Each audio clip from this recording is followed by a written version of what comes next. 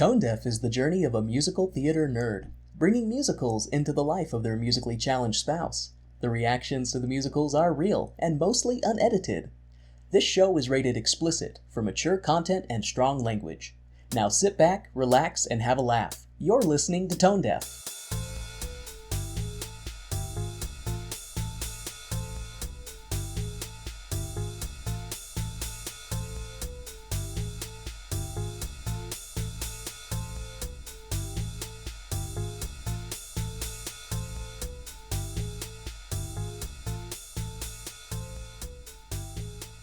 Welcome to Tone Deaf, a theater nerd's guide for their musically challenged spouse. I'm Kay, a musical theater nerd. And I'm Warren. I'm musically challenged. So today is going to be our first episode where we are watching it live. This is a show we've never seen because it's the premiere of the show.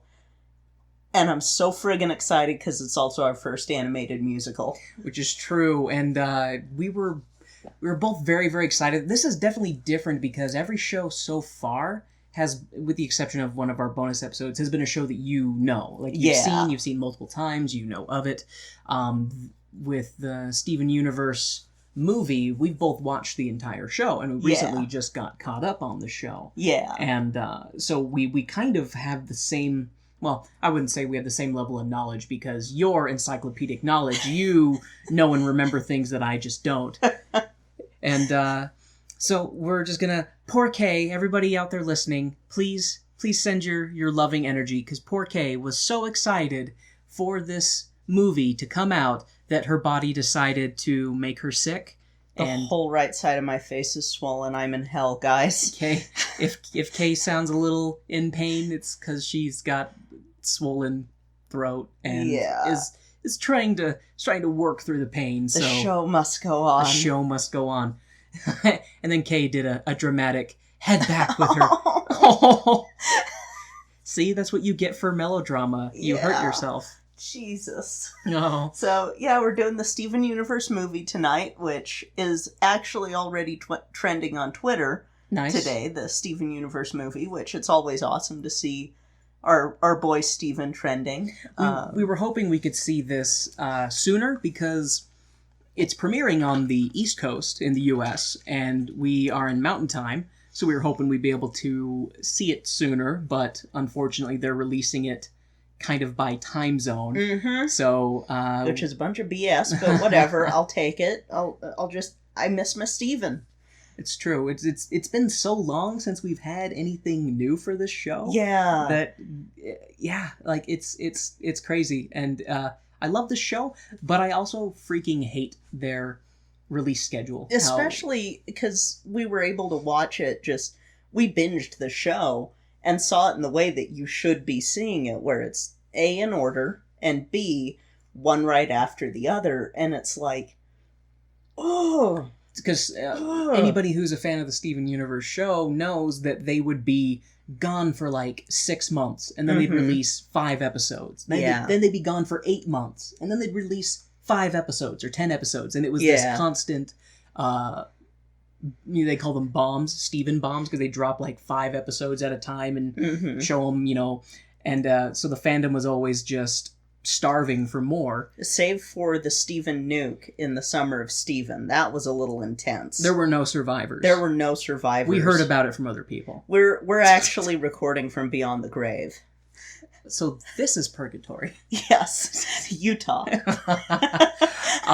So I think I actually kind of want to give a little bit of backstory about how we as 30-year-old adults discovered Steven Universe. Oh, we should also mention, guys, if you haven't seen Steven Universe, this episode will be spoilers. Oh, yes. So Kay brings up a good point. If you are not interested in Steven Universe, then you're probably fine to listen. If you have any interest in Steven Universe and you're not fully caught up, first of all, what is wrong with you? And 2, stop listening, go get caught up, then come back and finish listening. Yeah, because there will be spoilers that, I called it from the first season, but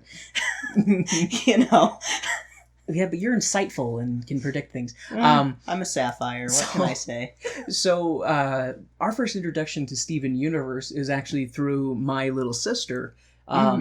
We had come home and she was watching a show with her friend, and I kind of just poked my head in the room, was watching a little bit, and she could kind of see the puzzled look on my face, and she kind of pauses to give me a little bit of a brief elevator pitch about the show, and she's kind of like, well, these characters are magical space rocks that take on holographic forms, and Steven over there is a half-magical space rock, and he's learning to use his powers, and that pitch alone, I was like, what a dumb show. And then it was the Sugalite episode, too. Oh, was it? That they were watching. Because I don't remember. I just remember seeing Garnet. But what was funny is my sister then came to us, I want to say a couple weeks later, and she was like, I really liked this show, and I would like you guys to sit down and watch it with me. And I was like, okay, my sister wants to do this, I'll do it. I wasn't excited about it initially. And then we sat down and started watching the show, and it, like, at first I didn't care for it because the way Steven is childish and doesn't take anything seriously, like, just kind of got to me a little bit. But the show matured and grew on me in a way that I don't know if any other show really has. I know that there's a lot of adult fans of this show, but I really think this is probably one of the best kids shows in my memory period. A lot of kids shows are just the phrase I use is noise and color, because that's often what they are. Is it's lots of movement and noise and color and not a whole lot of depth or substance. This show has so much heart to it. Like, it really is trying to convey complex life in adult. I shouldn't say adult as in like mature. Well, I guess kind of mature, because it deals with a lot of complex subject matters, but it tries to present it in a way that a child can understand, and therefore other adults can understand as well. It's just got, I say it again, it's got so much heart, and I actually really like this show. Yeah. And a funny side note to that is my sister no longer likes the show because a character that she liked named Peridot, she didn't like the way that they took that character's direction, so it kind of killed the show for her. But meanwhile, Kay and I just kept eating it up. And so we're still big fans of the show. And when we found out that the movie was going to be released, in September, I think we heard about that June, maybe? Yeah. Yeah, and so we got excited, of course, because it was right around the corner. And so we slowly started revisiting the whole Steven Universe show, just getting caught up. And of course, some of the older seasons we've seen multiple times, and then the newer stuff we'd only seen once, maybe twice. And so getting caught up on this show. And then Hulu didn't have season 5. Oh, screw you, Hulu. We had to go on to Cartoon Network, and the Cartoon Network app didn't work. So we had to log onto the website on Microsoft Edge on our Xbox, and I hate Edge. The Cartoon Network app on the Xbox is garbage. It doesn't even load, I swear. But it was funny because Kay and I were watching on Hulu, and we get caught up, and they didn't have the most recent season, and we were like, well, shit. Okay, well, I guess we're not going to see it. And then Kay had found out, I don't remember how you found out, but that Cartoon Network was streaming it on their website. Yeah. Like, for free, and you didn't need a cable account or anything. So sweet. So after that, we found out that the app on my Xbox doesn't do diddly squat. We just pulled up a web browser on my Xbox and we're watching it through there. And then it was funny because I think we found out Thursday or Friday. Yes. And so we proceeded to binge the last season over the course of the weekend in getting... Thank God most of the episodes are 11 minutes long, Yeah, 11 minutes. This wouldn't have happened... Well, it would have happened, but work wouldn't have happened as well. Yeah. So we are caught up and we're super excited for this show. It's probably going to be a little bit different from other shows because Kay is not going to be giving me the history and the rundown of this show because we both know about it and it's something that we've both been watching for years. Yeah. And so it's going to be a little bit different. I'll do a couple of theater connections real quick. So you know that Dee Dee Magno Hall plays Pearl, and she's done theater. She's so good. we have Susan Egan was Rose / spoiler, Pink Diamond. What? We just watched those episodes, Warren. And we both agreed and predicted that was a likely possibility at the beginning of the show, so it was very satisfying. We were just like, oh, Rose is Pink Diamond, and people on the internet are like, no, and then when they had the whole red herring of, oh, Rose shattered Pink Diamond, we're like, shit, really? Like, really? And see, that was great, because we're like, oh, she's Pink Diamond, and they're like, is she? Is she? Yeah, she is. Like, it was, I do have to give it up to the storyboarders and the writers and Rebecca Sugar, of course, because the delivery of it was very well done. Yes. Susan Egan, and also, we haven't seen any shows with her yet, but other than Steven Universe, but Patti LuPone is Yellow Diamond. Yellow Diamond, and I know that you said she's a Broadway star. Yes, she is fantastic, and I really, really, really, really hope that she is in the movie. I want a Patti LuPone solo in the movie.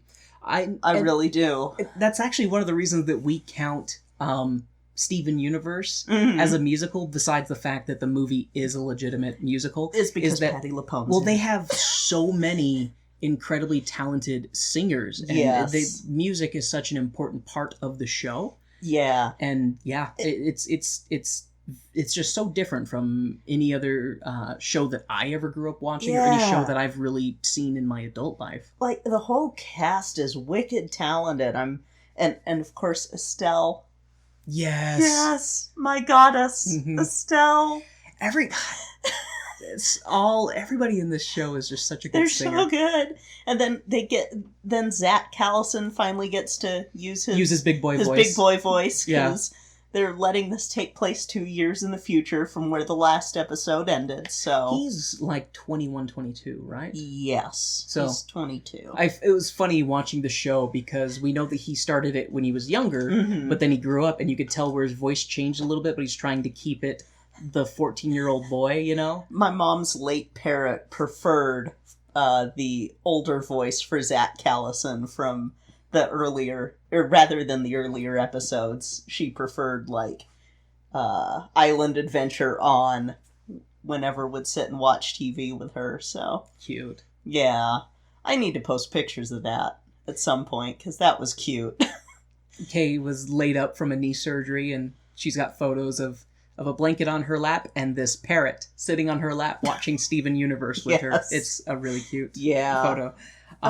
Just so excited. But yeah, so what do you think's going to happen? Because we know that there's this Heartstone, which I think is a spinel. Is it Heartstone? Well, like, it's a heart-shaped stone, but I think she's a spinel or something, or maybe it's because of fan fiction that I think she's a spinel. So in order to say what I think about is probably going to happen, I'm going to give a very quick summary of some of the main plot points of Steven Universe, just in order to make my prediction have context for it.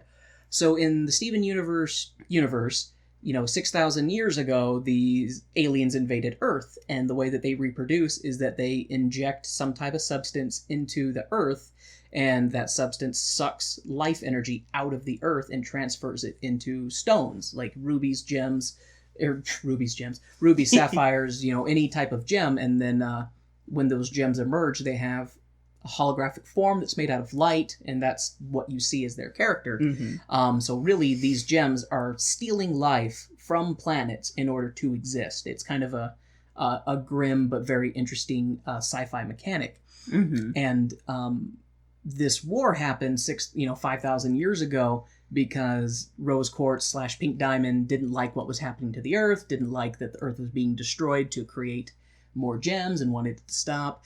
And so in the show, you'll often see scenes where they show these injectors, these gem injectors, and they look like bacteriophages. Bacteriophages. They look like viruses.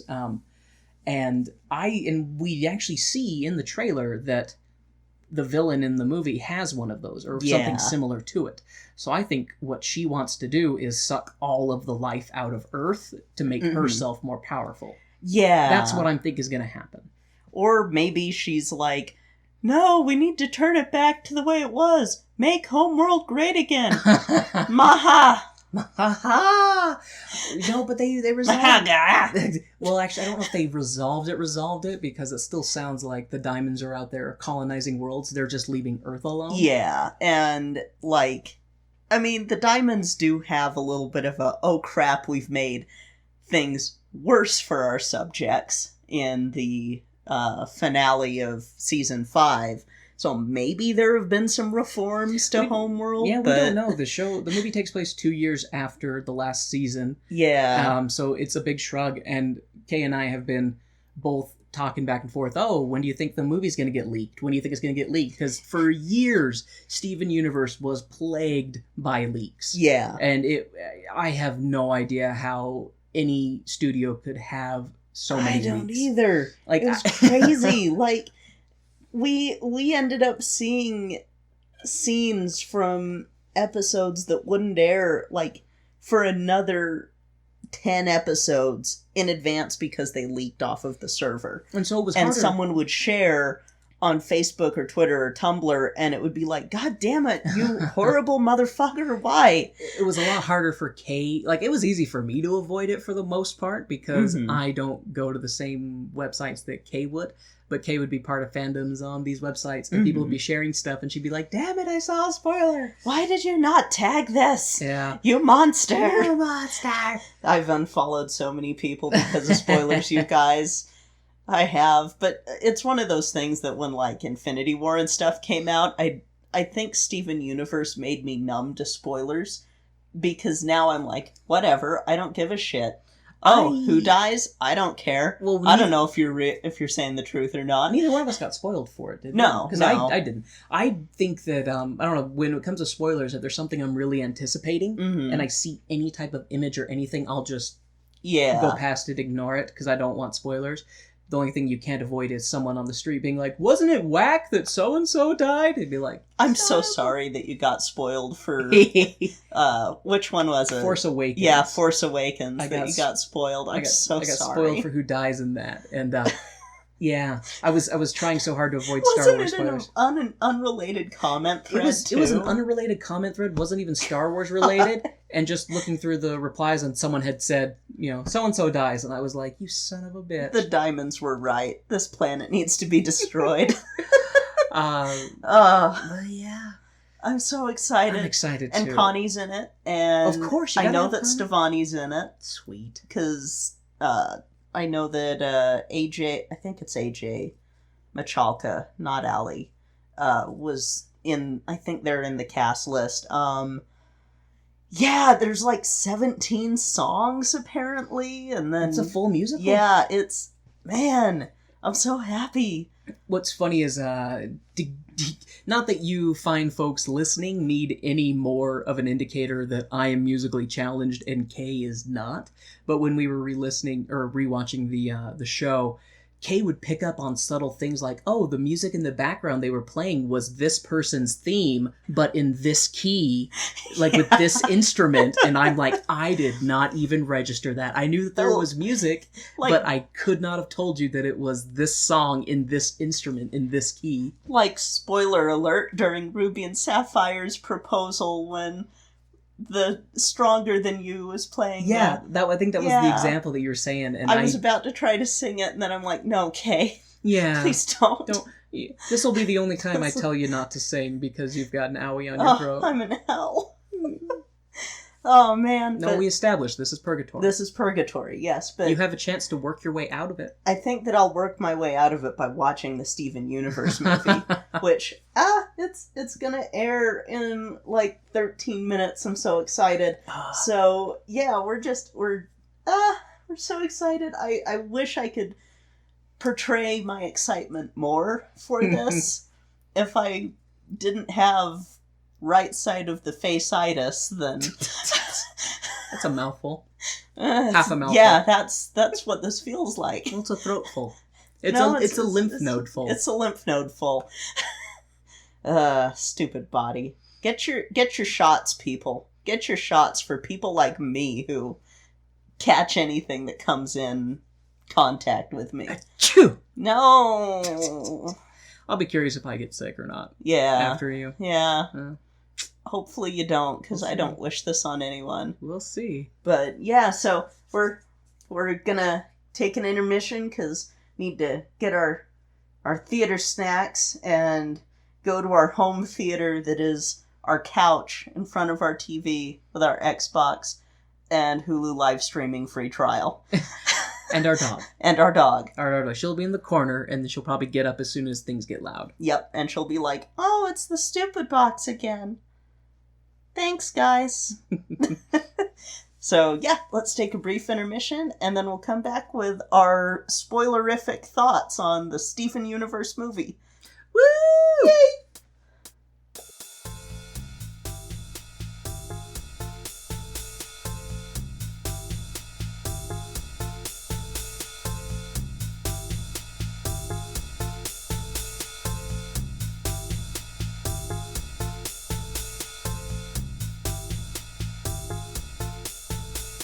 Hey, Warren. Hey, Kay. Guess what time it is? Is it time to talk about our favorite people in the whole world? Hell yeah! Woo! So this week, we want to give a big thank you to our Producer's Circle patron, Bianucci, and another big thank you to our stage crew sponsor, Jasmine Wu. You guys are so frickin' awesome. We love you so much. We're so glad that you are continuing to help and support our podcast week after week. We can't do this without you guys. We love you both so very much. Thank you so much for your support. Now, let's take a quick break to listen to an ad from one of our favorite podcasts called History on Blast.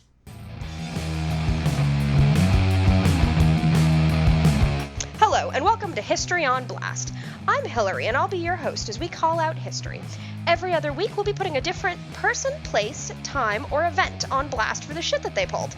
This ain't your grandpa's history podcast, so if this sounds like your cup of harbor tea, be sure to subscribe on your favorite podcast catcher.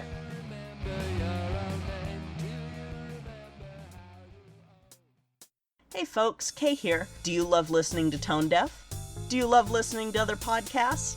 Did you know that you can get paid for listening to this podcast or other podcasts using this new free app called Podcoin? It literally pays you to listen to podcasts. So what you would do is you listen to podcasts and you earn the Podcoin while you listen. Then you can turn that Podcoin in for gift cards at places like Amazon or Starbucks, or you could do what we like to do and donate that Podcoin to charity.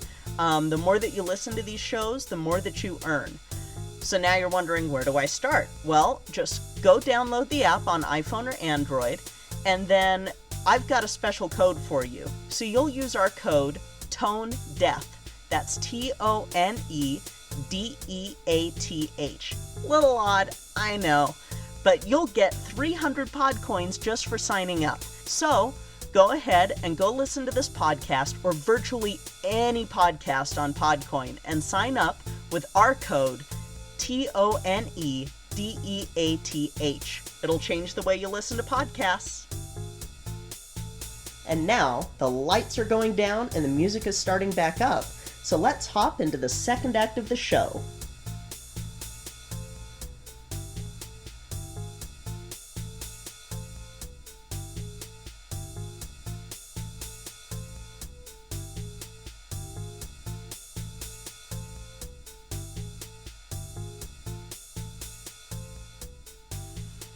Well, that was one hell of an intermission, so... Yeah. A week-long intermission? Week-long intermission. Jesus. Our review of the Steven Universe musical movie Spectacular Extravaganza was so... Amazeballs. Amazeballs. Totes amazeballs orgasmo. That it actually made Kay almost die. Yep. We took an entire week nursing Kay back to health. It's because, she saw this and her heart literally exploded. I had to go find a hobo with the same blood type and carve out his heart. It was... Yeah. Sorry, Ocean. So... That joke requires a little bit of story, but we're not going to get into it right now. Nope, it'll be our noodle incident. So yeah. Yeah, I'm alive. And here we are. And here we are. Here we are in the future with our review. Here we are in the future. Here we are in the future with our review. So, sorry if I'm not as vocal this time. I'm still recovering from God knows what this was, other than I had almost 102 degree fever, and that's high for Kay. Yeah, normally I run at 97. Yeah, so. Kay's body temperature normally runs, a little lower than the average upright, healthy bear. human or bear. So yeah, but now, okay, we're done with tales of illness. Yes, regarding Kay and her battle with the forces of microbodies. Yeah. Oh my god. So stupid. So we're gonna talk about the Steven Universe movie. Yay! A week later than we intended. We actually just rewatched it. We did because we wanted to. We watched it when it first came out because live airing and all that. But Kay was sick, even though she enjoyed it, and we were gonna try and review it. But we were like, oh, we'll try it later when you're feeling better, and then you got sicker and sicker and sicker. And yeah, so still on Pedialyte. Still on Pedialyte. Got to get them's electrolytes back in your bodies. Yep. But we rewatched the movie. We bought it now. You're welcome, Rebecca Sugar and associated people who get a cut of that sweet pie. All of you amazing, wonderful people who I could just kiss. Mwah! But oh my god.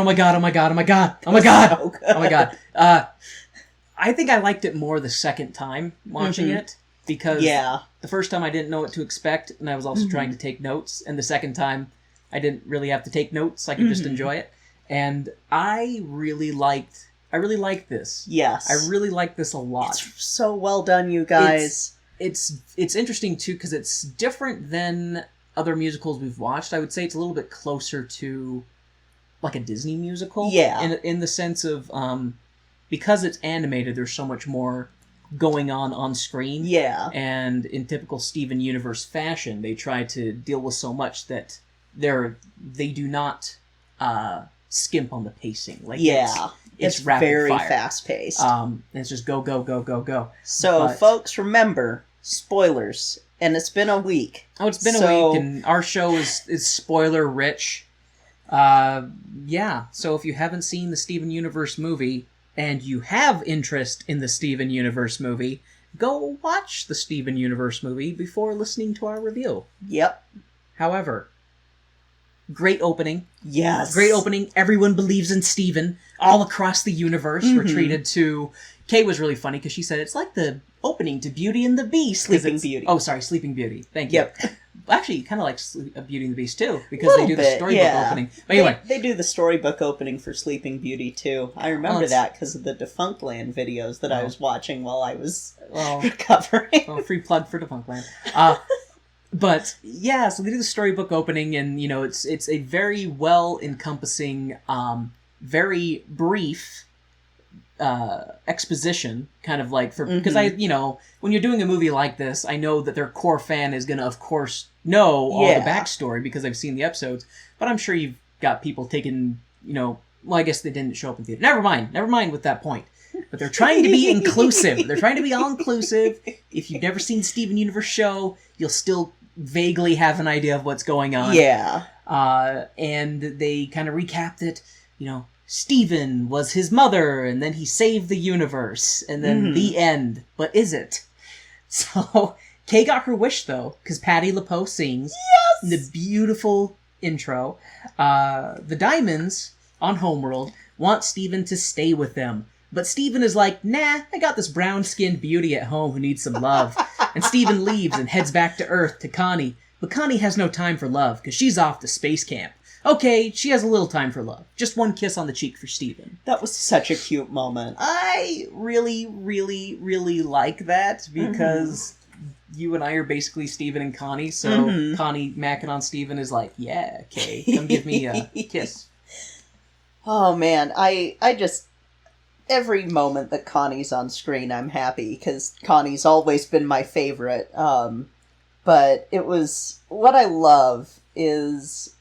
So the intro we get from the Diamond's point of view of how everything happened. And they sing that intro song, and it feels just like Sleeping Beauty, which is what Rebecca Sugar's, one of her biggest inspirations is, animation-wise, is Sleeping Beauty. Interesting. You can see it a lot in The Answer. So she starts off with the Lot Rediger gotcha. Animation, and then as soon as they land on Earth, it goes to the Ivan Durrell type. And so that's where that comes from. So the words Cage said don't make sense in my brain, but the visual pictures that I'm picturing make sense in my brain. I'm hoping that the words made sense coming out of my mouth, because recovering.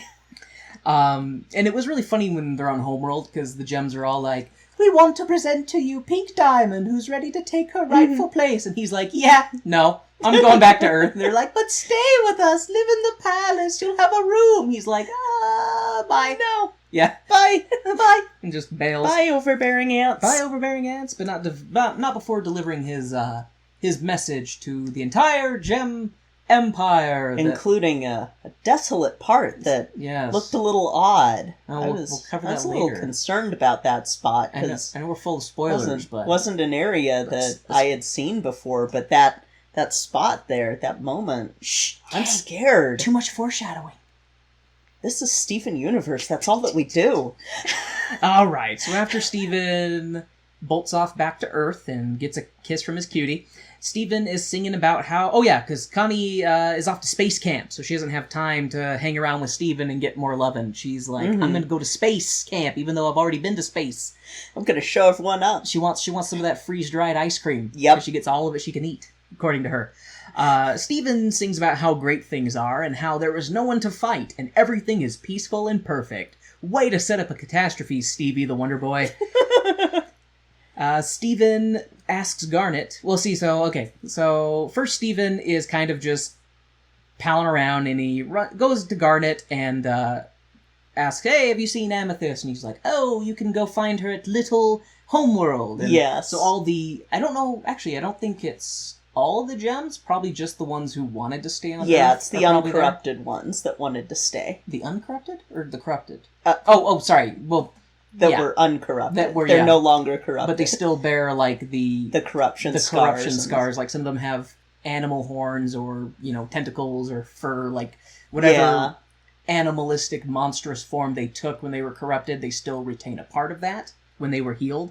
But it sounds like that it's this booming little city that the gems are building to make their own little place on Earth, and it was actually really cool to see. What I loved with that scene, too, is... we get to see Amethyst before because all of the gems sort of say what their backstory was in this song. So you've got Pearl talking about her relationship with Pink Diamond / Rose, and and how she realized she can be independent, and you've got Garnet talking about her backstory with Ruby and Sapphire, and then you've got Amethyst talking about how she emerged alone, and you see the default state of Amethyst. Yeah, and it's like, which we've never seen before. We actually haven't seen that in the show, and so that was a cool glimpse to see. Yeah. And they're all just, they're all singing their intro song given their exposition backstory. Mm-hmm. And Steven is singing about how great everything is, and there's no one to fight, and everything's perfect and peaceful. And he asks Garnet if everything will stay perfect forever. And of course, it doesn't. The shit has hit the fan, and a giant alien drill descends on the Earth. Way to set up a planetary crisis, Steven. And then that's when we're treated to the... I hesitate to use the word villain. The antagonist. Yeah, antagonist is better, because we will find out who the villain truly is in this soon. So that's when we get to meet the antagonist of this movie, and the first thought I had was, what the fuck is this Looney Tunes reject? She's like an evil pink Bugs Bunny with rubber bands for limbs. We're not going to say her name yet. No, but I will say that my first thought wasn't evil pink Bugs Bunny. It was Evil Pink, either Oswald the Rabbit or Mickey Mouse. That's because you remember that shit. And I knew the rubber hose animation, and I was going, oh, where are we going with this? It definitely is more Disney than Looney Tunes, but that was just my first thought. Yeah. But the Looney Gem sings about how she's happy to be here to kick everyone's ass, and she does. She slices everyone with a laser scythe and battles Steven. Steven takes a few blows and shrugs them off. Steven rips the scythe from Looney's hands and slices her in half. Poof! So, when the antagonist, Rubber Band Gal, shows up, she pulls out this wicked-looking weapon, and it's, a staff that emits this energy beam, and it looks like a scythe. And she slashes through all 3 of the crystal gems and makes them poof. And then after Steven... And she slashes Steven, too, but it doesn't poof. And she makes that comment, "You don't poof, do ya?" But Steven's able to wrestle it away from her and slices her in half and makes her poof. And Steven decides to... I shouldn't say he decides... But Steven's powers are on the fritz and not working. Something to do with the laser scythe. He takes all of the poofed gems back to his house to fear the Earth's impending doom together. Yep. All the gems come back in their factory default settings, all memories wiped, and Pearl does us the solid of narrating each gem and their purpose, as exposition for the broader audience who may not have seen every single episode a half dozen times like us. Yes. And that was actually great, because I love that scene. Because Steven's at home, just looking all sad, all the gems are on his table. Because I should mention, after he popped the antagonist, he tries to bubble her, but his powers aren't working, so he can't bubble her. Yeah. So he just gathers them all up, goes home, sits on the couch, pouts. His dad comes in, "Steven, I'm glad you're okay!" And Steven kind of gives him a little bit of the 411. He's like, "Don't worry about it, the gems will be back in no time." And then as they're saying that, Pearl starts to regenerate, but what was interesting about that is you knew something was wrong because it looked like a clamshell. Yep. Holograph, like projection. Which was a nice touch. Which was a nice touch around her Pearl. And then it's like, state your it's like, state who you are. And Greg's like, Greg Universe? And then... thank you, Greg Universe. And then Pearl materializes, and she thinks his name is Greg Universe.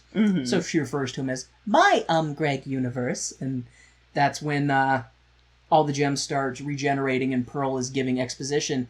"This is a ruby. They are little soldiers, normally in groups of 3 or more," but she sings it, which I won't do right now, because I care about my listeners, and I don't want their ears to bleed any more than I already make them bleed. And I'm not going to sing right now because I am too tired. Oh, but that's fair. I won't pressure you into singing. Thank you.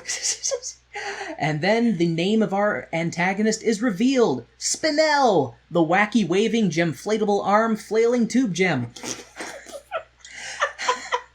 Steven takes Spinel, Ruby, and Sapphire to get some help from Bismuth, Peridot, and Lapis. But they have no idea. But they have, woohoo!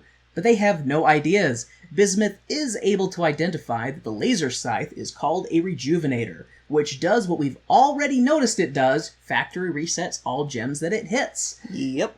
Steven gets down on himself, gets sad about the fact that everybody's forgotten everything about their adventures. They don't know who he is. They don't know anything about themselves. So Steven gets sad, and he sings a dark reprise of the opening song. I used it correctly, right? Is that why you're clapping? Yes! Okay. Yay! And Bismuth sings to pick everybody back up, because they're a team, and they'll figure it out together. And we have to use Uzo Adoba's voice. I love her so much. I love her so much. I did really love how much singing there actually was in this.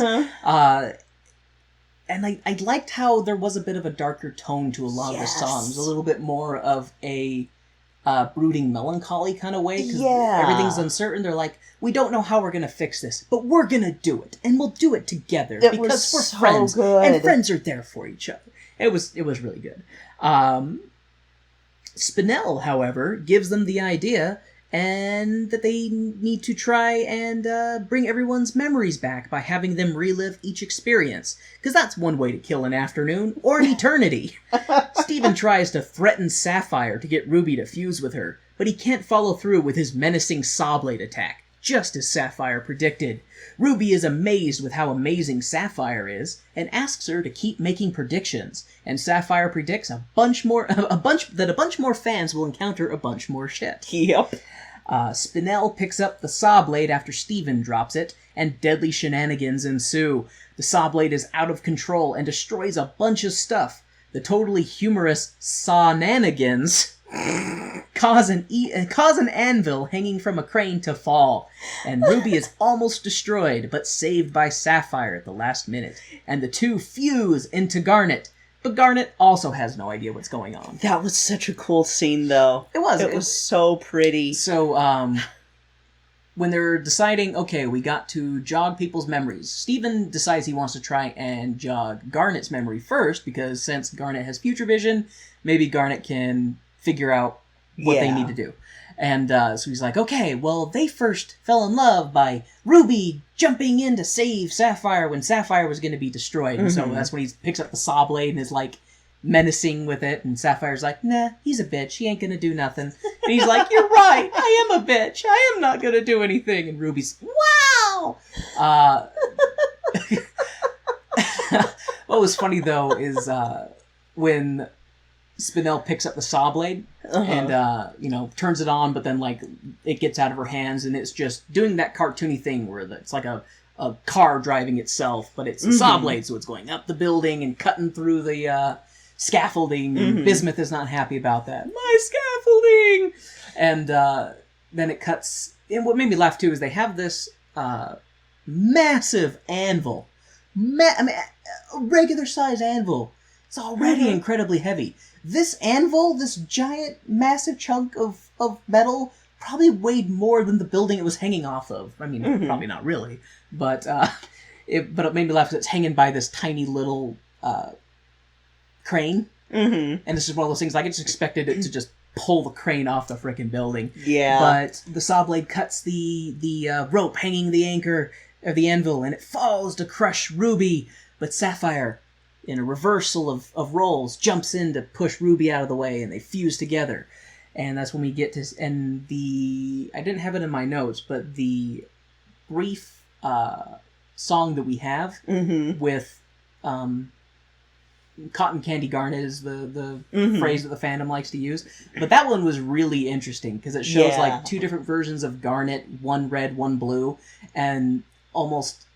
It happens in a blink of an eye in the real world, but it's almost their mental states as they're fusing together. Yeah. And the way that it's artistically done is just...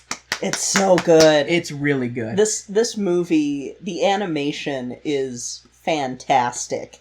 And we'll get into it some more, I'm sure, because... You can tell that just so much intention and attention to detail went into it. Just it was the vision... most likely on the part of Rebecca Sugar, was just so on point. Yes. It's just, Okay. So after Garnet fuses and reveals that she also has no idea who Steven is and what is going on, it's, Ruby and Sapphire busted their Garnet cherry for the first time, a second time. And Greg's van comes hauling ass into the construction site, and Pearl gets out and lays down stairs in a red carpet to be like, now presenting my Greg Universe. And so Pearl and Greg Universe show up without Amethyst, and Steven goes to look for her. Steven finds Amethyst hanging around in Vidalia's garage, impersonating her artwork. Steven has a song and dance with Amethyst, and with the power of music, he heals her mind and returns her to her previous plucky self. I just realized, with the power of music, that's a common theme in this, healing with the power of music. Yes. So it is. Yeah, remember, because it's not just Amethyst who gets healed with the power of music. Oh, yeah. But Kay wanted me to ask her who choreographed the dancing in this scene. Peridot. Oh, really? Yes. Peridot. She's a choreographer. Shelley Rabara. That is a cool little piece of trivia. She also choreographed Mr. Greg. Oh, really? That whole episode, yeah. That's really cool. That is awesome. So, there you go.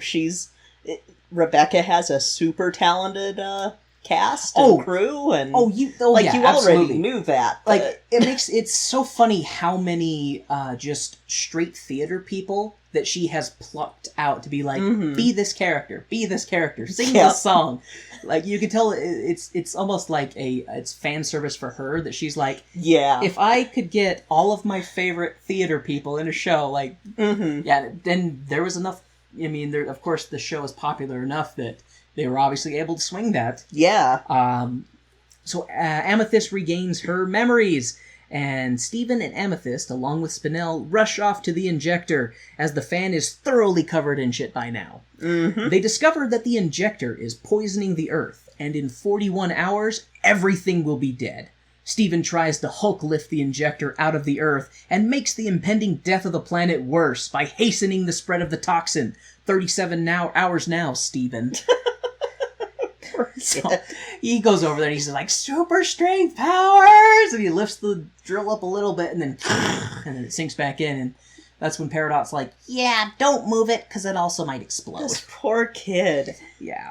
He needs a nap. He had 2 years. He had 2 years of cushiness, okay? He had 2 years of getting everything integrated, and he had fixing the Diamond Authority and fixing but as far as we know, no one was trying to kill him in those 2 years. True, but he was still working. Now he just needs like a solid 2 years where he's just on the bed, face down, just... That's a long nap. But he wants happily ever after. Saw where that happened. I can see that audio earthquake right there. So, after Steven makes the impending death of the Earth worse, the gang decides that they need Spinell to stop the injector, but she's lobotomized and doesn't even remember dooming the planet. The only person who recognized Spinell in the beginning when she first showed up was Pearl, who is also not in her right state of mind. They decide that the way to help rebellious Pearl rekindle 6,000 years' worth of memories is with a rock show!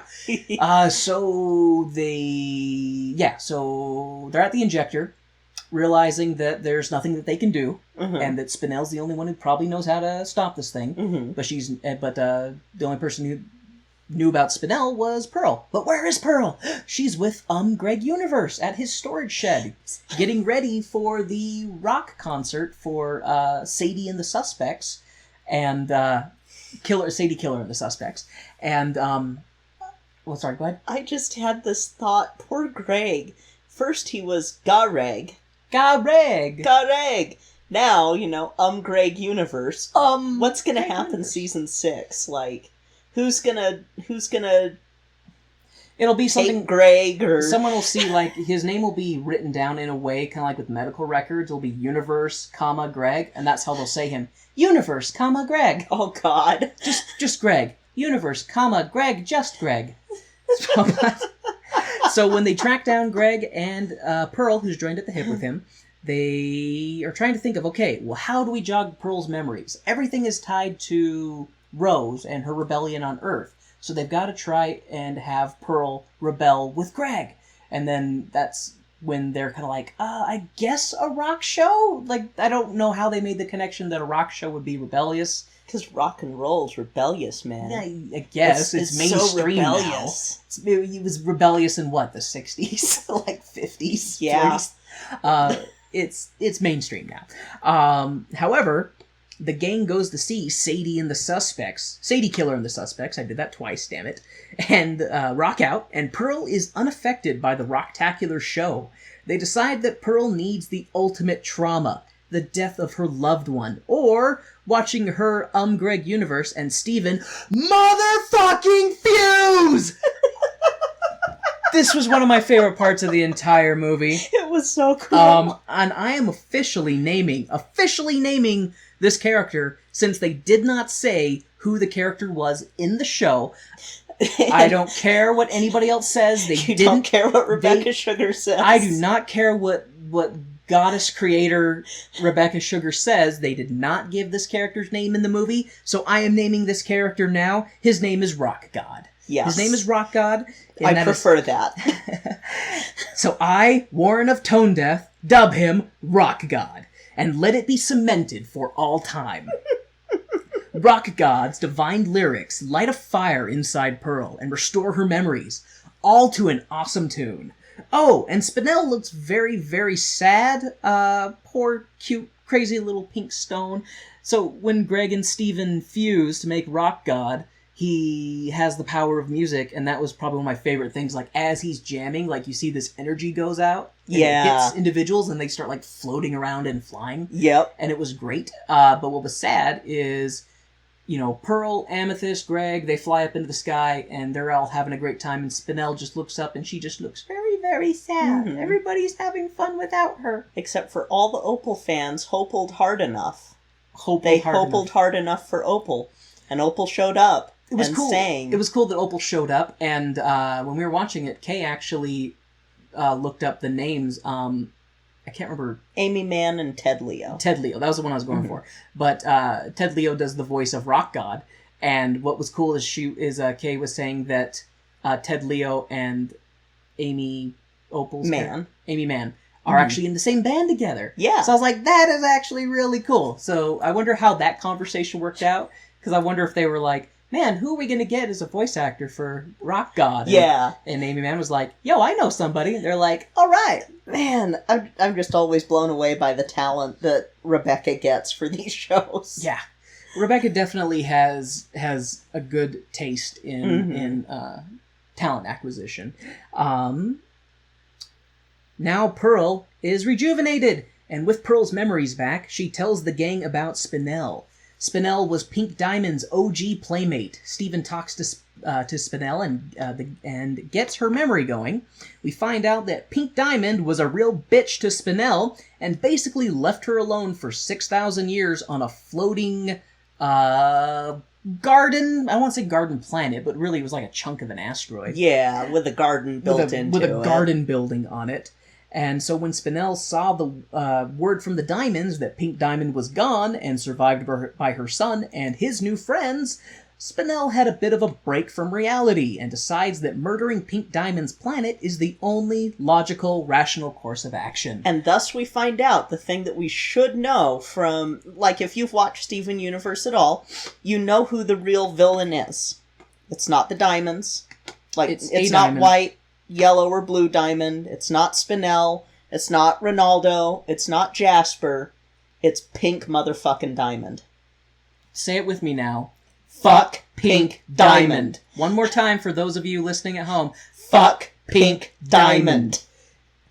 Just, she's the worst. Okay, so we have a very, very heart-wrenching, incredibly sad song from Spinel talking about how Pink Diamond was basically got her own colony and was like, hey, Spinel, we're going to play a game. You wait here and I'll come back. Yeah. And Spinel just waited in place for 6,000 years until... And wondering, what was she doing wrong? Did she play incorrectly? Oh, Did she do something wrong? It's that horrible, horrible thing of, like, in an abusive relationship. Am I the one? Did I drive them away? It's like, God. I hate Pink Diamond so much. God damn it. Okay. Stephen apologizes to Spinel for what Pink Diamond did and asks her to please turn off the planet-murdering weapon. Spinel agrees and stops her murder drill. Stephen doesn't watch what he says and talks about everything going back to the way it was and forgetting this whole horrible thing. Spinel thinks that Stephen used her and decides to resume her planet-murdering plan after seeing the Rejuvenator scythe and thinking Stephen was planning to wipe her mind. Yep. So I don't know if I need to elaborate on that much more. She stops the murder drill. I do love, though, before she stops the murder drill, how he's bringing... Well, first off, I should mention, there's another song that branches in between, where Stephen's basically saying, someday you'll find someone to love again. And that's after, he's taking her back to the warp pad, and my brain, because I've dealt with this fandom for too long, I'm sitting here going, no, Jesus Christ, don't give the goddamn Spineven people fodder, please, God. No. Please don't do this. You just made me think about something that probably exists. It probably does. I haven't looked. I refuse to look. I had flashbacks to Steve Adot. And I was very upset for a very short amount of time going, I don't want to see the fandom right now. Maybe fandoms ruin everything. I don't know, but luckily I haven't run into that at all.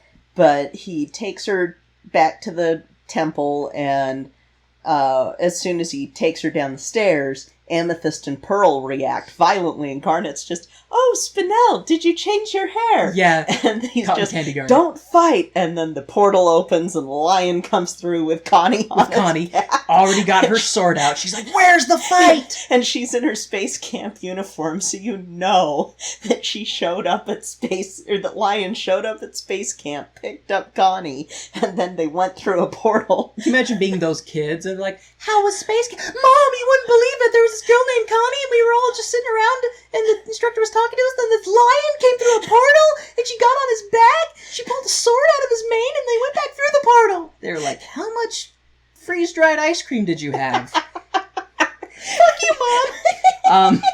But yeah, so they have that, and then they have a funny moment with Greg where Greg comes out of the bathroom and everyone turns at him because weapons brandished. Yeah, everyone's weapons out, ready to fight, and he's just, fine, I'll wash my hands, and goes back in. And I heard them just like, you fucking filthy animal, Greg. Yeah. So then you have the scene with them with Steven convincing Spinel to recall the injector, and I love when she does that. Connie's just like, okay, anyone gonna fill me in? Yeah, Connie's just like, she has a look at her face like, who the fuck is this? What the fuck is that? What the fuck is going on? Like, but, you know, in Connie's sense. So yeah. What the fudge? That might even be too much for Connie. Who knows? I don't know. Connie strikes me as someone who would say fuck before Steven would ever say fuck. And she would find a way to get around it first, but she would be the first one out of the two to say it. Connie would probably drop curses in other languages. Yeah, that's how she would probably get around doing that. That's how she'd get away doing it.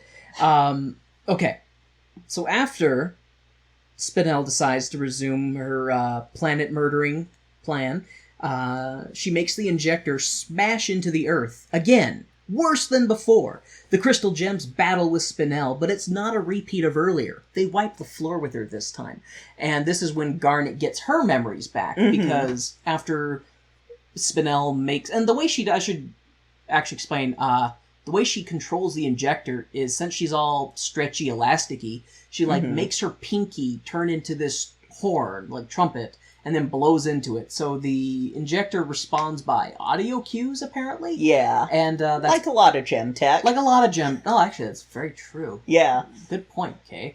A lot of gem tech is audio. Yeah, I guess that's true. Fuck me, right? When I'm Here, feeling Warren. better. Here, Warren, to operate this, just whistle. Fuck! So, but when... Spinel makes the injector... she makes it smash into Earth again, trying to crush Steven, but he gets out of the way. And it kind of makes everybody scatter, and Spinel is, strangling Garnet, basically, and she has an exchange with Steven, like, oh, you only care for your simple friends, oh, you only care about your true friends, your fake friends are expendable, kind of thing, and if you like your friends dumb, you should leave her the way she is, and Garnet gets her memories back, and and then she has her song. It's a great song. Yes.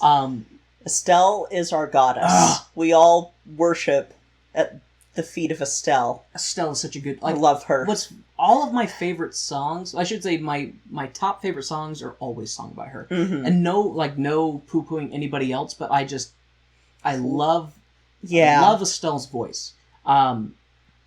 So Garnet sings her song while they're battling Spinel, and it's a great fight, and they have Spinel on the ropes. Spinel realizes that she can't beat him this time, because she doesn't have her scythe, because Steven smashed it. And since she's not winning, Spinel decides that a scorched earth approach is best, and she dumps all of the injector poison into the earth, causing a deadly tidal wave to cascade through Beach City. Steven tells the gems to go save all the people while he deals with Spinel.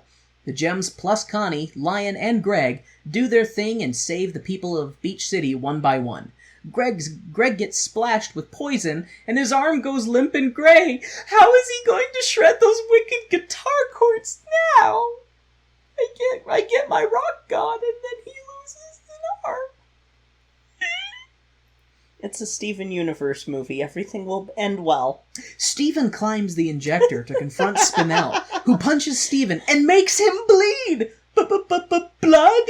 In a Steven Universe movie?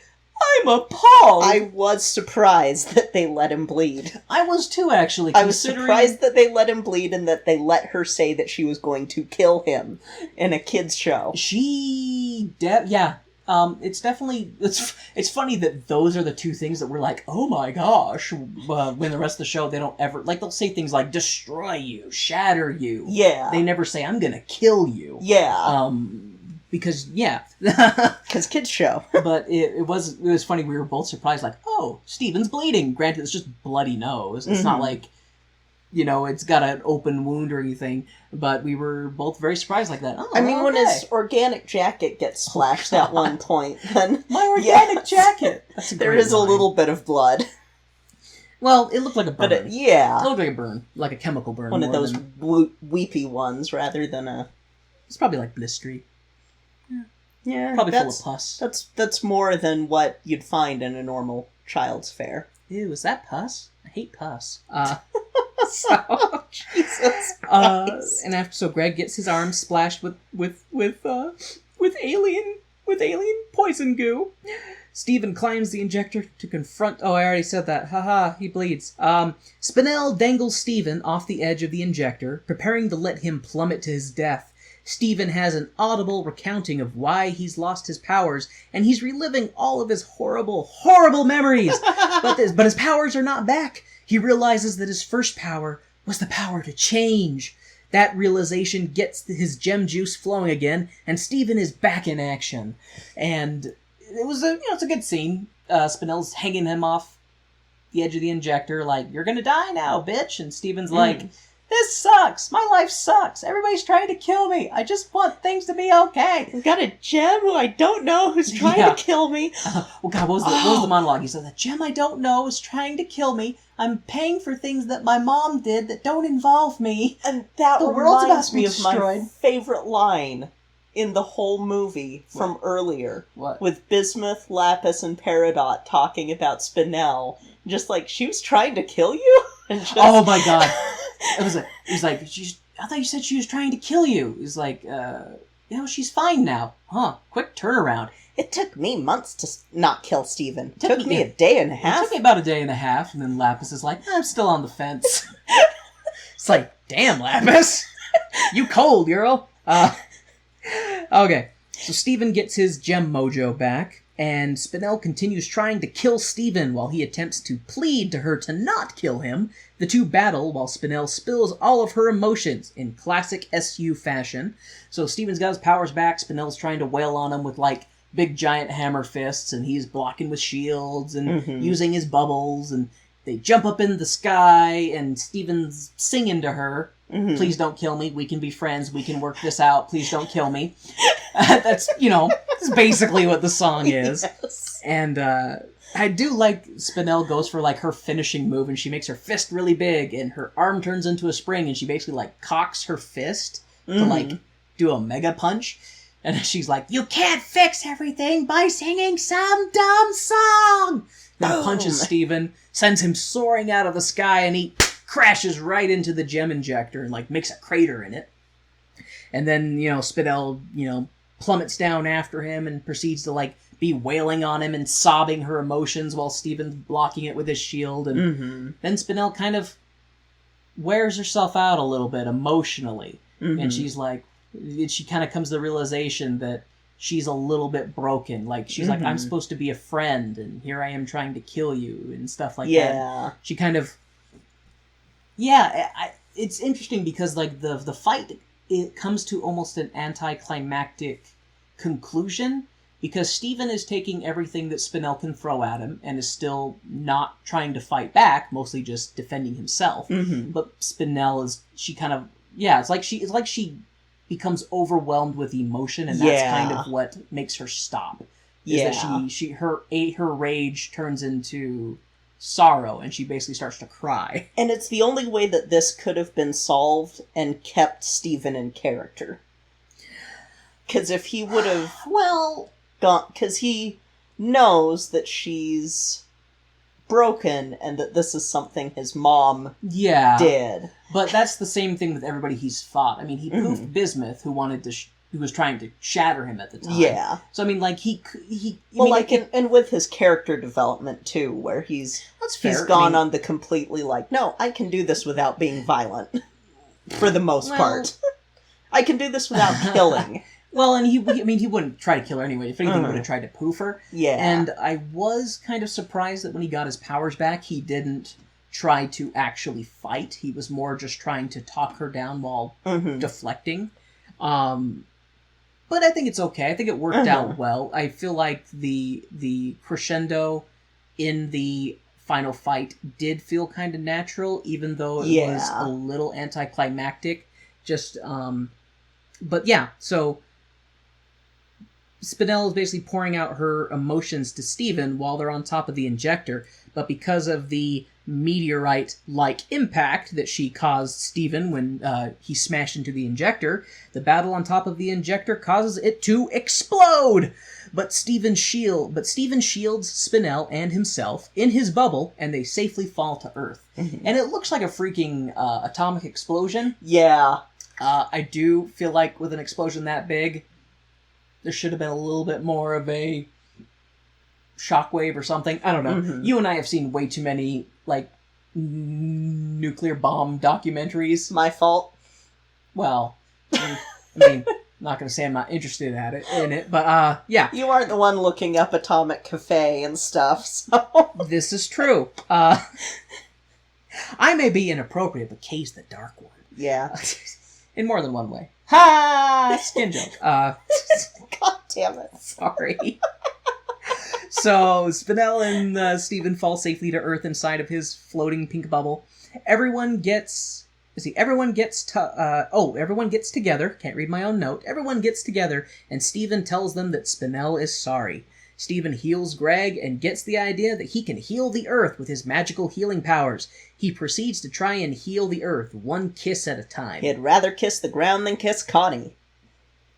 That's the joke online right now. Is even though I'm like, Stephen, it's fine. Stephen is a gentleman, and he is waiting for the woman to kiss him. I don't know. Or he's just too nervous. He's probably too nervous. I mean, I would say... They canonically are, at this point, according to Rebecca, together. I will tell you, if a girl kissed me on the cheek, then I would feel like it was probably okay for me to make a move.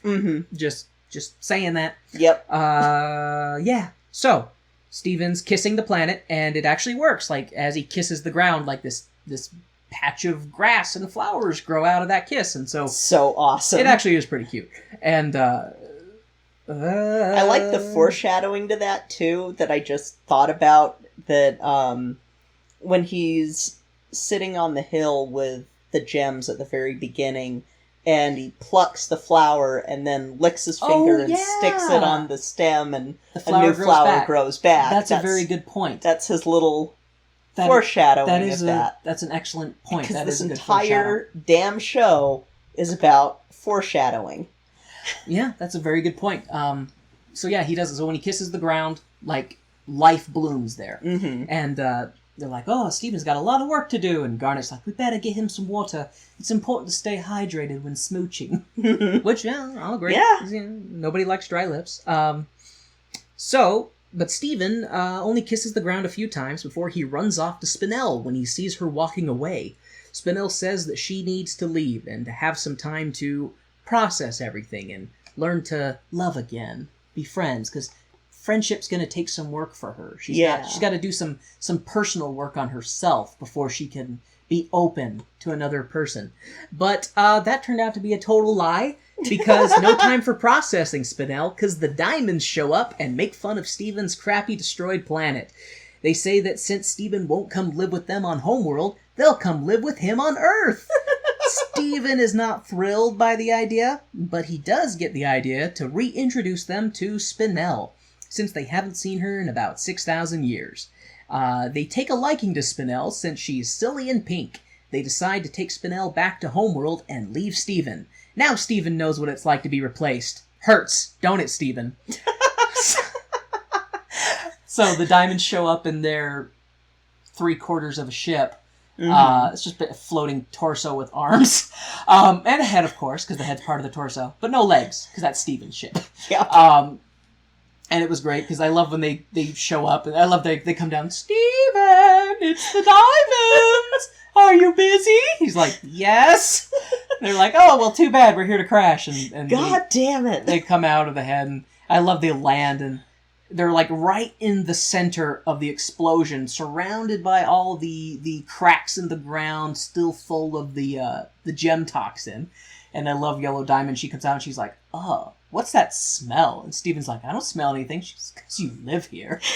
And and it is funny how the Diamonds are just like gushy over Steven. Mm-hmm. And trying really hard to change. Yeah. Like, I mean, we don't look down on lower life forms. I mean, equal life forms. I think they secretly do, Yeah. but they're trying not to. They're trying. They're trying, and that's the important thing. The important thing is that people try, and gems too. But it was funny when Steven's like introducing them to Spinel, and she does the diamond salute, and she's got the stretchy arms, and just some comedic gag, some slapstick is making them go, oh, she's so cute, and she's pink. She reminds us of Pink. And I love how quickly, when they see Spinel, they go, you know what, never mind, we want her instead of you. Bye, Steven! And then they're gone. They're freaking gone. Like, they are barely there. They just pick up Spinel, and they're like, hey, have fun on your dirt rock. Bye! There's this great little moment, too, when they pan over the crystal gems, as the Diamonds are singing their reprise of Come Let Us Adore You, that has a counterpoint with Spinel's song. And Garnet just looks like she's about to facepalm, and I'm going, it's either going to be that the Diamonds go, you know, this wasn't a good idea, or Spinel shows up back on Earth like, I can't take it, Steven, they're overbearing. I don't like this. And Spinel seems to like to be the center of attention. She does. So, I think it's a match made in heaven. But yeah, who knows? Who knows what Garnet's seeing? She might not be saying anything. She might laughing not be. At the situation. Might just be. But we don't like know. I like to pretend that my fan fiction where Spinel ends up getting driven crazy by the Diamonds being overbearing ants and has to vent to Steven, who's just like, oh my god, let me take a nap. Seriously. Okay, but we get a time lapse of them fixing Beach City, and the movie ends with everyone singing on the beach and being pals. It's the gems take off, and it's a nice little I don't want to say montage, but just a little bit of one time lapse. I mean, because it just shows that because like they do that thing where it's like still images but like rapid fire, so you can see the quick progression of the town being fixed, and things are basically back to normal. You can see the craters in the hillside where shit went wrong, but it's now all covered in grass because Steven's been doing a lot of smooching. And the show ends with everybody on the beach, grilling some hot dogs, singing, having a good time, just singing about being together. And the little Busby Berkeley moment. I was going to ask you about that. And then I guess it's true because it does pull away from the beach when everybody's having a good time. And then it cuts to Busby Berkeley?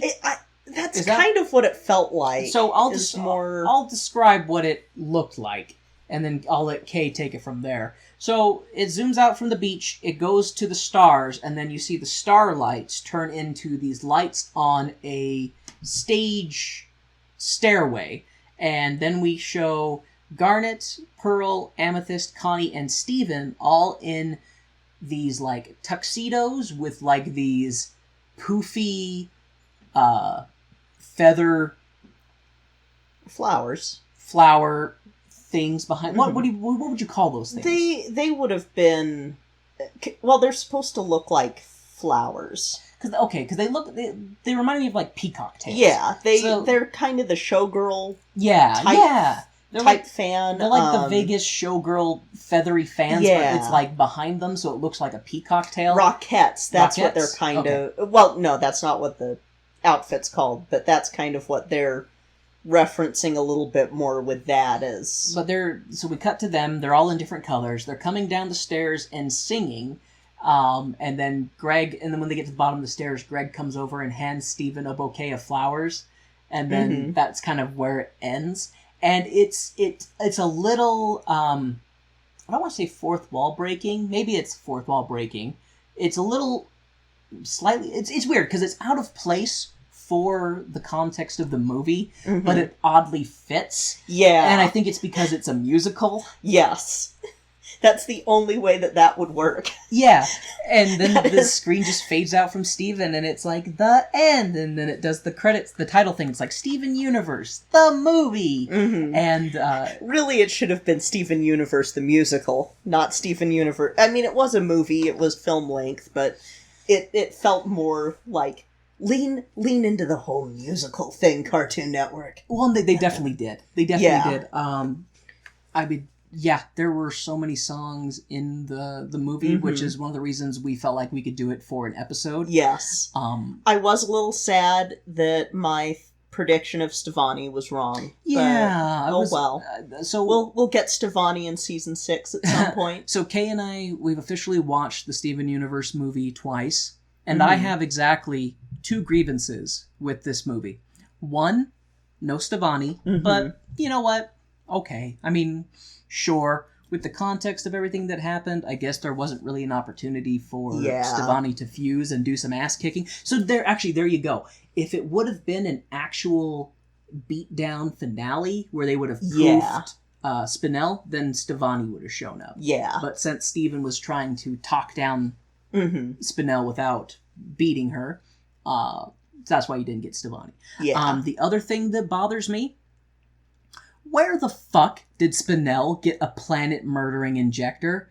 I'm looking at you, Yellow Diamond. Supposedly, you dismantled your army, you freed your colonies. Where did she pick up this WMD full of planet-killing poison? Because, as far as the timeline goes, Steven is on Homeworld, giving the news report of, "Hi, I'm Steven Universe, formerly Pink Diamond, and I don't want to stay on Homeworld. I'm going to go back to Earth and be with my friends. Bye!" And then he's on Earth for maybe a couple hours, and then Spinell shows up with her new gothic look, and, because it's like running mascara, like she's been crying, that's kind of what it looked like. Yeah. And a giant murder drill. So she obviously knew where to go to get the murder drill, and then made a beeline straight for Earth. She's had 6,000 years to think about this. No, because she was still thinking they were playing a game. Yeah. Up until the realization that Pink Diamond is gone, and but like even during that time, she might be going like, "Where's that bitch? Where's that bitch at? You know what? That bitch. I'm gonna do something. I know where all her shit is. I know where it is." And then sees Steven and goes, "Fuck it." So say it with me again, Kay. Fuck Pink Diamond. I wanted to talk a little bit with Spinell's design. The thoughts that I kind of had with that was Spinell is designed like the rubber hose animation of the 20s and 30s. You're absolutely right. Which is obsolete. Well, yeah. Or rather, to be replaced. So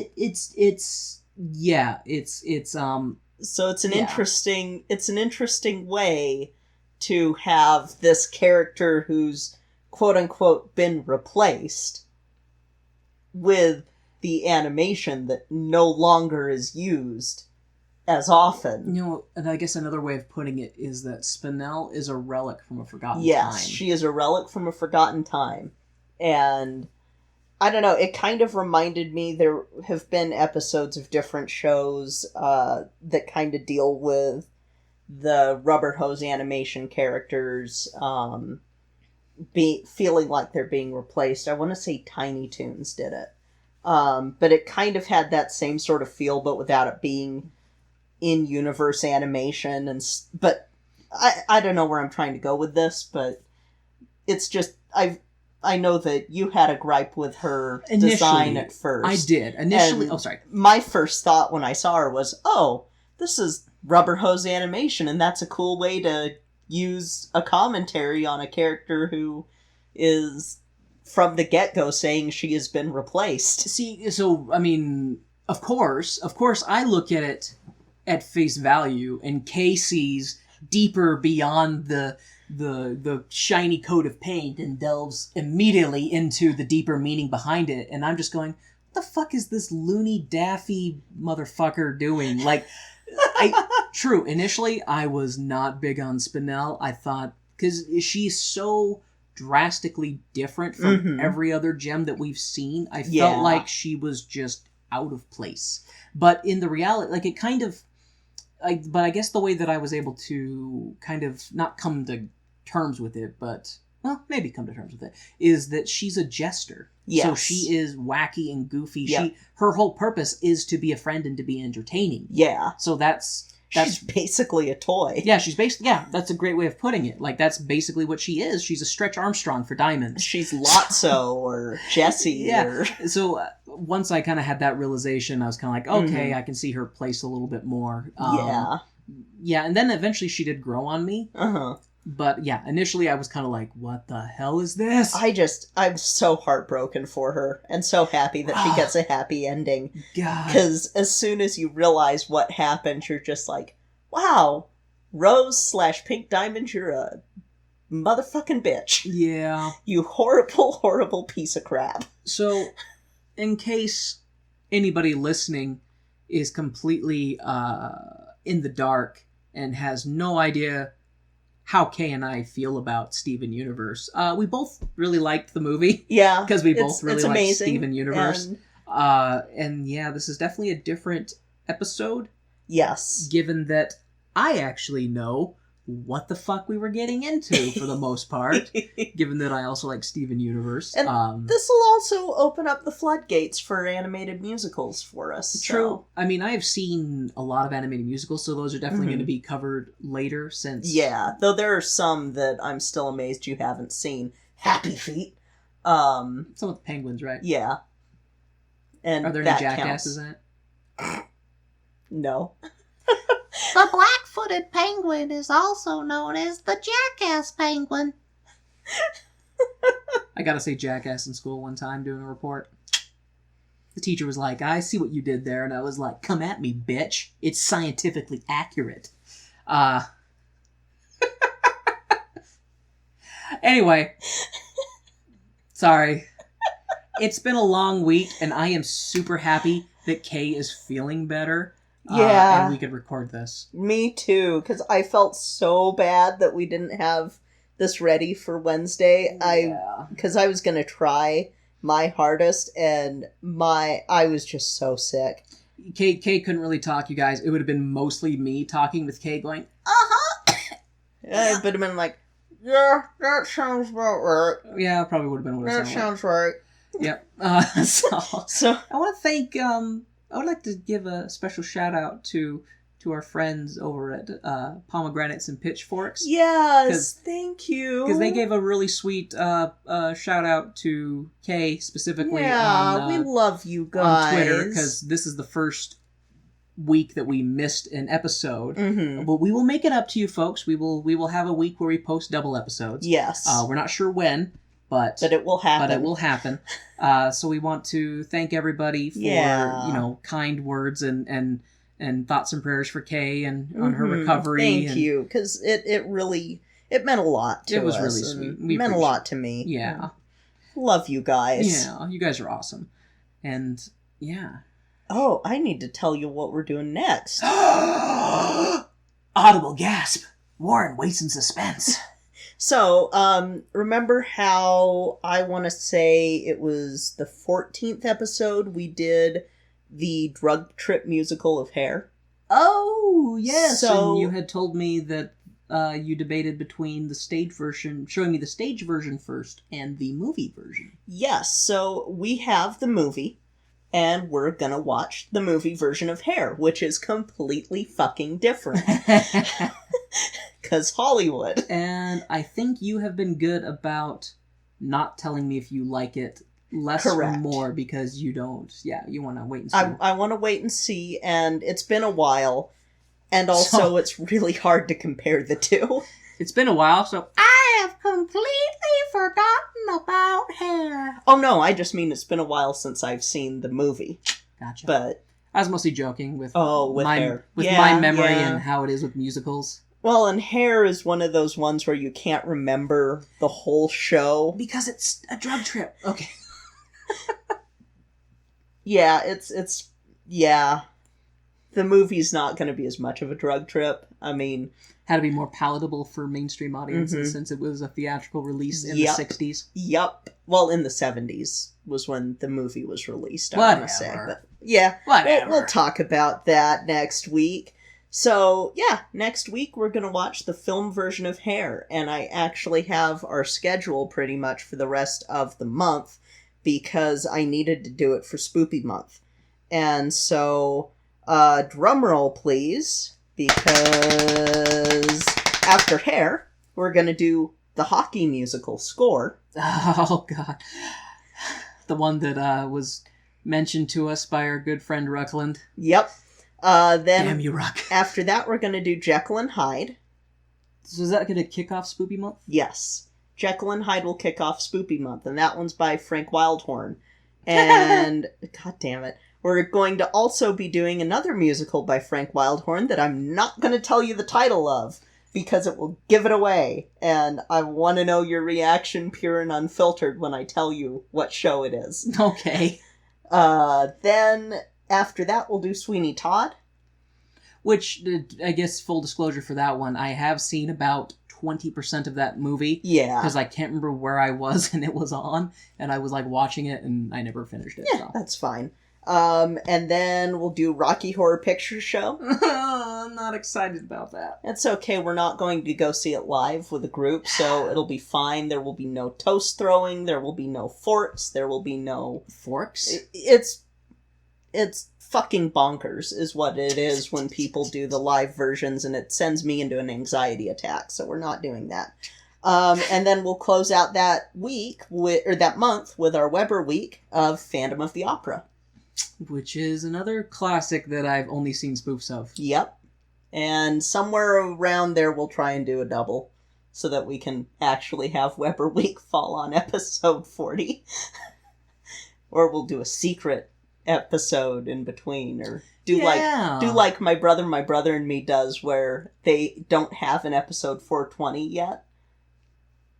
They're on episode like 450, but they never did a 420. They haven't done an episode 420 because they don't know what jokes they would do to make it worth 420.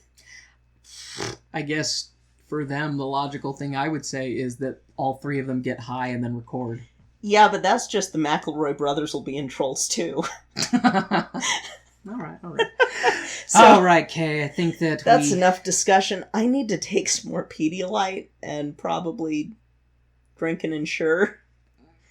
Get an ice pack from my cheek. Yeah, Kay is still recovering. Yeah. So should we do our plugs? I think so. So we've got some exciting news. We've got a website now. Kay is amazing. I had just enough energy to do a WordPress site before, like, crashing. Well, like, I mean, you were... I was on death's door. You were on the upswing to recovery when you started this. But, like, before I crashed for the night, I was like, okay, let me start this. So it's a new website. It's tonedeafmusical.com. We've got all of our episodes up on there. All of our episodes, or does it only show... I put all of them up there. There is a player, but it only shows 10 episodes at a time on that player. But if you search through, you can see all of our episodes on there. We've got a link to the Podcast Junkie Discord on there. We've got a link to our Facebook and our Twitter, and where you can email us. All of those are Tone Deaf Musical, and then the email is gmail.com. And we've also got a merch store set up. We've only got stickers available right now. Yeah, stay tuned for the merch stuff. Kay and I have some plans, but things have been busy in life, and we haven't had time to really devote a lot of work into it. So. Yeah, so the stickers are just sort of a placeholder for right now. But don't get us wrong, there will get us wrong. There will be stickers. Yeah, there will be stickers. But anyway, Do you have anything you'd like to say, my dear? Because I'm running out of brain. Yeah, I can tell you're circling the drain. I'm starting to brain out. You're running on fumes. I am. Yeah, poor Kay. She muscled through this. Yeah. A big round of applause to all you listeners at home. Yes. For Kay. Oh. All for Kay. Thanks. I thought it was an awesome. applause for the listeners for listening. Well, and yeah, give yourself a round of applause. Thank you for listening. You're you, and you are wonderful. We love you so much. We love you guys. Thank you for listening. Thank you for coming back and tuning in. And Kay is still recovering, so if you want to shoot any well-meaning mental missiles her way, I'm sure she would appreciate it. I would love that. Any good vibes, crystal healing, whatever. I mean, I've already taken the round of antibiotics and stuff, so I'm on my way. Kay's on the upswing. I'm on the upswing, so... All right. That'll be it for this week. Well, these last 2 weeks. See, this musical was so anticipated, so exciting, it had to be done over 2 weeks. That's our reason. Yes, that's the reason for the 7-day-long intermission. Yes. So that'll be it for this week. I'm Kay. I'm Warren. And this has been Tone Deaf.